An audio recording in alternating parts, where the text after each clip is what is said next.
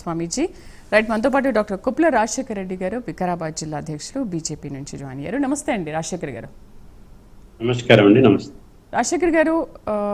ఒక గోవుని తాకినా లేకపోతే దాన్ని మనం దండం పెట్టుకున్నా కూడా 1 కోటి మంది దేవతల్ని మనం దర్శనం చేసుకున్నట్టుగా అవుతుంది. అందుకని గోమాతను దర్శనం చేసుకోవాలి అని అంటుంటారు కదా. మరి ఎందుకు గోవు వల్ల ఎన్ని ఉపయోగాలు ఉన్నాయి అనేది అందరికీ తెలిసిందే. గురుగారు చాలా బాగా వివరించారు గోవు వల్ల ఉపయోగాలు ఏంటనేది. ఎన్ని ఉపయోగాలు ఉన్నప్పుడు మనం ఎందుకు గో సంరక్షణ చేపట్టలేకపోతున్నాము? ఇంకా అడుగడుగునా గో వద్ద జరగడం అనేది ఇంకా ఎక్కువైపోతుందే కానీ ఎక్కడ తగ్గుతున్న దాఖలాలు ఎక్కడ మనకు కనిపించట్లేదు. బట్ ఏంటి మరి దీనికి ఎటువంటి చర్యలు తీసుకుంటే గో వద్దని ఆపి గో సంరక్షణ చేపట్టే అవకాశం ఉంటుందంటారు? ముఖ్యంగా అండి మెయిన్గా మనకు గోవుల్ని ఈరోజు స్వామీజీ ఇందాక వారు చెప్పారు.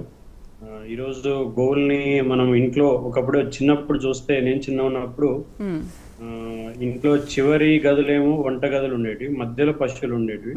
మళ్ళా ముందు ఏదైతే పెద్దవాళ్ళు ఇంట్లో ఉన్న వాళ్ళు, ఇప్పుడు నాన్న వాళ్ళు కానీ లేకపోతే ఏదైనా ఊర్లో వాళ్ళని వచ్చి చర్చించుకోవాలంటే ముందు ఒక హాల్ ఉండేది. అంటే ఇంట్లో నుంచి బయటికి వెళ్ళినా, బయట నుంచి ఇంట్లోకి వచ్చినా ఖచ్చితంగా మనం పశువుల్ని చూసే వాళ్ళం, వాటిని ముట్టుకునే వాళ్ళము. తర్వాత అవి తిన్నాయా లేకపోతే ఎలా ఉన్నాయి అని చెప్పేసి సో ఇంట్లోనే ఉండేటివి ఎప్పుడు కూడా.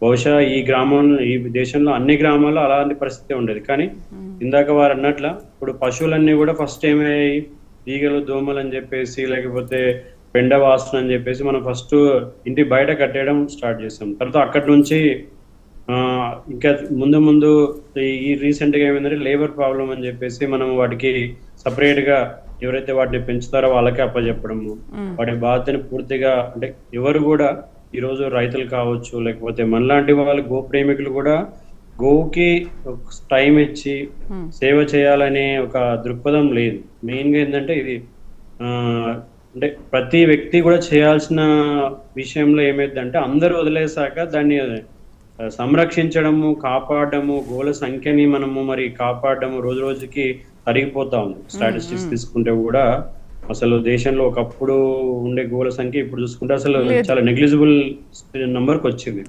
సో బేసిక్ గా మన యాటిట్యూడ్ లో మార్పు వచ్చింది. అంటే మనము ఎక్కువగా యాంత్రికంగా కావడము, తర్వాత ఎక్కువగా మనము రిస్క్ తీసుకోవట్లేదు దేనిపైన కూడా. రిస్క్ లేకుండా ఎక్కువ మనం చేసే జాబ్స్ కూడా ఎట్లా ఉంటాయంటే మనం వైట్ కలర్ జాబ్స్ కి అలవాటు పడ్డాం. అంటే వెళ్ళాలి, బస్ ఎక్కి వెళ్ళాలి, కార్ ఎక్కి వెళ్ళాలి, ఒక ఆఫీస్ లో కూర్చోవాలి, ఒక ఫ్యాన్ కింద కూర్చోవాలి, కంప్యూటర్ మీద పని చేయాలి, లేకపోతే ఏదైనా పేపర్ మీద పని చేయాలి. ఇలాంటి యాటిట్యూడ్ ఇంటి దగ్గర ఒక గంట మనం మొక్కలకి ఏదైనా మొక్కలు పెంచే పద్ధతి కానీ లేకపోతే ఎలాంటి ఫిజికల్ యాక్టివిటీ మనం చేయకపోవడము. సో ఆటోమేటిక్ గా ఏమవుతుందంటే పశువులు ఉంటే మీరు ఏ రోజు కూడా మీరు హాలిడే తీసుకోలేరు. మీరు అబ్జర్వ్ చేయండి, ఇప్పుడు ఉదయం ఎవరైనా ఒక రైతు ఇంటి దగ్గర వాటికి మేతేసి నీళ్ళు దాపి వెళ్తే మళ్ళీ సాయంకాలం ఖచ్చితంగా అతను రావాలి, ఎందుకంటే అక్కడ ఉండలేడు. మనం ఎట్లా ఉంటున్నాం, ఒక రోజు ఎక్కడైనా లేట్ అయితే అక్కడే ఫ్రెండ్స్ దగ్గర ఉంటాము లేకపోతే హోటల్లో ఉంటాము. అంటే లైఫ్ స్టైల్ కూడా పూర్తిగా మారిపోవడం వల్ల అంటే మనము గోవుల్ని పశువుల్ని పోషించాలనే మెయిన్ కాన్సెప్ట్ గా మన జీవన విధానం లేదు, అది రావాలి.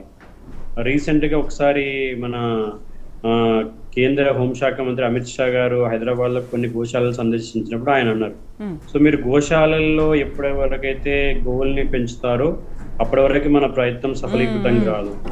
ఎందుకు అంటే మనం వందల సంఖ్యలో గోవులు తీసుకొచ్చి ఆ చిన్న చిన్న ఇరుకు గదుల్లో పెట్టడము, వాటికి బయటికి వెళ్ళడానికి సమయం ఉండదు, అక్కడ పొలాలు ఉండవు, తర్వాత గ్రేజింగ్ కి వెళ్ళినప్పుడు వాటి ఆరోగ్యం కూడా అంతంత మాత్రమే ఉంటుంది.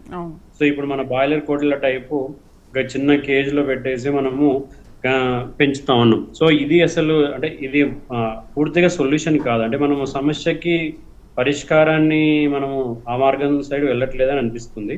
సో వారు ఏం సూచించారంటే ఎవరైతే గో ప్రేమికులు ఉంటారో లేకపోతే గవర్నమెంట్ కానీ లేదా ఏదైనా సంస్థలు కానీ ఏదైతే గో సెంటర్డ్ గా దాన్ని మనం వర్క్ చేయాలనుకుంటే ముందు ఈ గోలన్నీ కూడా ఎక్కడైతే వ్యవసాయం జరుగుతుందో అక్కడే ఉండాలి. ఇవి అక్కడే ఉండి వాళ్ళ రైతులకు ఈరోజు సమస్యలు ఉన్నాయి. గోను పెంచాలంటే కూడా రైతులందరూ కూడా వాళ్ళ కమతాలన్నీ పొలాలు కూడా చిన్న చిన్నగా అయిపోయాయి. ఒకప్పుడు 50 ఎకరాలు 20 ఎకరాలు ఉన్న వాళ్ళు ఈరోజు 5 ఎకరాలు 2 ఎకరాల్లో వాళ్ళు వ్యవసాయం చేస్తూ ఉన్నారు. సో దాంట్లో మళ్ళీ ఒక అర ఎకరనో పావు ఎకరనో పశువులకి గడ్డికి వదిలేయడము, తర్వాత ఇవన్నీ సమస్యలు ఉన్నాయి. మెయిన్ గా పశుగ్రాసం కొరత చాలా విపరీతంగా ఉంది. సో అవును సార్. పశుగ్రాసం దానివల్ల కూడా కొరతని చాలా మంది గోవుల్ని అమ్మేసుకుంటున్నారు, ఆర్థికంగా ఇబ్బందులు పడైనా సరే ఎందుకు మనం ఈ గోవుని పెంచడం అని చెప్పి. అంటే వాళ్ళకు ఇష్టం ఉన్నప్పటికీ కూడా గో సంరక్షణ చేపట్టలేక, దానికి సరైన దాణా టైంకి పెట్టలేక దాన్ని కూడా అమ్మేసుకొని పాపం డబ్బుల కోసం వాళ్ళు ఇబ్బంది పడుతున్నారు. అయితే గో సంరక్షణ చేపట్టడం అనేది మీకు తెలిసిందే ఎంత కష్టమో. పొద్దున మధ్యాహ్నం ఇప్పుడు మనం ఎలా దానికి డ్రై ఫ్రూట్స్ మనం ఎలా అన్నీ తింటామో వాటికి కూడా వేయాలి అని అంటుంటారు కదా. మరి రైతులు అంత కష్టపడి వాళ్ళు తింటారా లేకపోతే ఆవుకే పెడతారా చెప్పండి. అదే సో ఇప్పుడు అదే మెయిన్ సమస్య అది. అంటే మనం రైతుకి సపోర్ట్ చేయకుండా ఎవరైతే ఈ గో పైన ఆధారపడి జీవిస్తున్నారో వాళ్ళ పట్ల అంటే స్టేట్ పాలసీ లేకపోవడం వల్ల, పబ్లిక్ పాలసీ లేకపోవడం వల్ల వాటిని పూర్తిగా వయబుల్ అంటే వాటి ద్వారానే మనకి రైతు సర్వైవ్ కావాలి అంటే ఈరోజు ఒక గోవును పెట్టుకొని ఆ గోవు ఇచ్చే ఒక 2 లీటర్ల పాలతోన ఈరోజు రైతు జీవనం కొనసాగే స్థితి లేదు మనకు.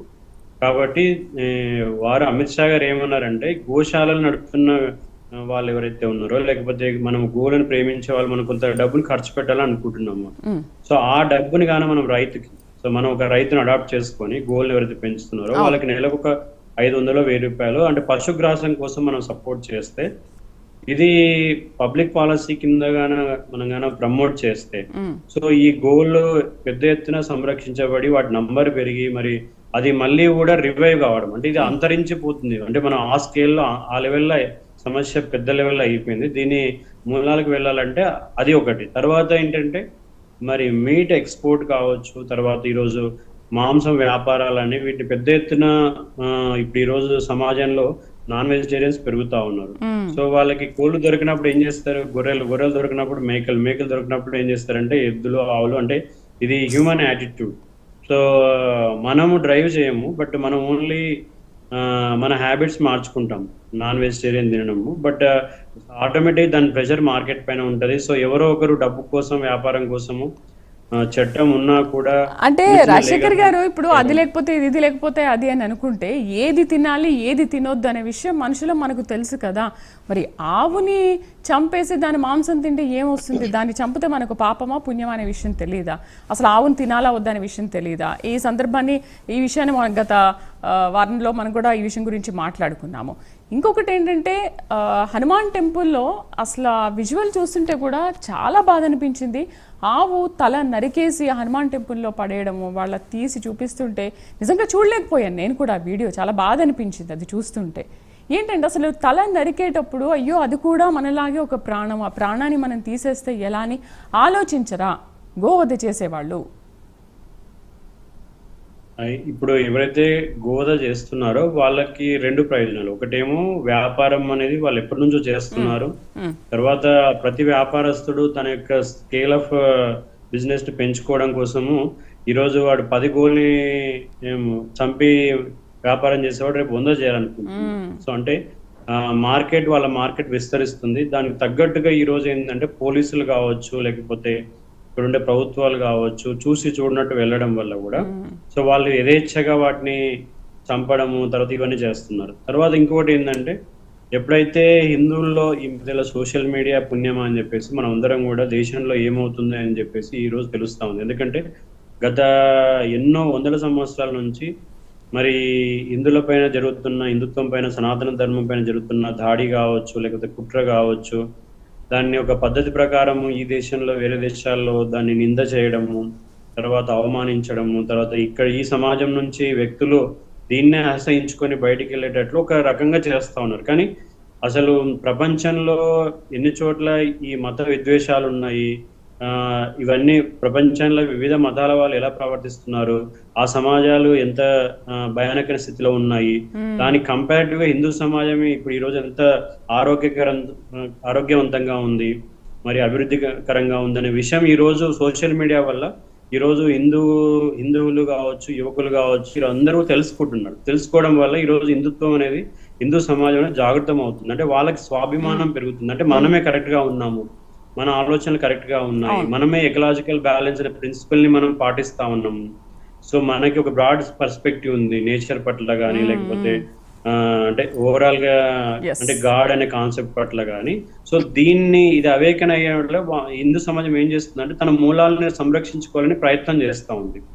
ప్రయత్నం చేస్తున్నప్పుడు ఏమవుతుందంటే ఇక్కడ ఉండే ఏదైతే చట్టం ఉందో మరి పాలకులు ఉన్నారో వాళ్ళందరూ కూడా ఎప్పటి నుంచో బ్రిటిష్ మైండ్ సెట్ కావచ్చు, లేకపోతే వేరే కల్చర్స్, వేరే సివిలైజేషన్ గొప్పమైన మైండ్ సెట్ ఉండడం వల్ల ఈ హిందువుల యొక్క ఈ ప్రతిఘటనని కానీ జాగృతమయ్యే ఈ భావనలు కానీ వాళ్ళు జీర్ణించుకోలేకపోవడం వల్ల వీళ్ళపైన దాడి చేయడం, వ్యక్తులపైన దాడి చేయడం, లేదా వీళ్ళు ఏదైతే పవిత్రం అనుకుంటున్న ఈ గుళ్ళు కావచ్చు, లేకపోతే ఈ హిందువుల సింబల్స్ కావచ్చు. గోవు అనేది సింబాలిక్ గా, గోవిందుడు అన్నారు ఆయన. ఎందుకు గోవిందుడు అయ్యాడు? ఆయన గోవులను ఇష్టపడ్డాడు, గోవులను సంరక్షించాడు కాబట్టి ఆయన గోవిందుడు అయ్యాడు. సో ఇక్కడ గోవు తర్వాత గోవిందుడు వేరు కాదు, తర్వాత మనము జంతువు వేరు కాదు. అంటే ఇప్పుడు మనకు అంటే ఆ బాడీ ఐడెంటిఫికేషన్ మన స్క్రిప్చర్స్ అవే చెప్తాయి. అంటే డైలీ మనము ఈ ఉదయం లేచినప్పటి నుంచి రాత్రి పడుకునేంత వరకు బాడీ ఐడెంటిఫికేషన్ లో ఉంటాము, నేను సో అని చెప్పి. అట్లా మనం ఏంటంటే ఈ ఐడెంటిఫికేషన్ వల్ల యానిమల్ వేరు, నేను వేరు, లేకపోతే గోవిందుడు వేరు అంటాం. అంటే ఒకే కాన్షియస్నెస్, ఒకే చైతన్యం అనేది అందరిలో ఉంది. చీమ నుంచి బ్రహ్మ వరకు ఉంది అనేది మన శాస్త్రాలు చెప్తా ఉన్నాయి. అది హిందువు ఎప్పుడు కూడా దాని పట్ల కాన్షియస్ గా ఉంటాడు, చైతన్యవంతంగా ఉంటాడు. వాడు శాస్త్రాలు చదవకపోయినా కూడా ఈజ్ ఫుల్లీ అవేర్ ఏంటంటే అన్నిట్లలో ఒకటే తత్వం ఉంది, ఇక్కడ కూడా తక్కువ లేదు అని చెప్పేసి. అందుకే పామును కూడా ప్రేమిస్తాం మనం. బట్ ఏంటంటే పాముని పుట్టలోనే ఉంచాలని చూస్తాం, ఇంట్లో తెచ్చుకోము.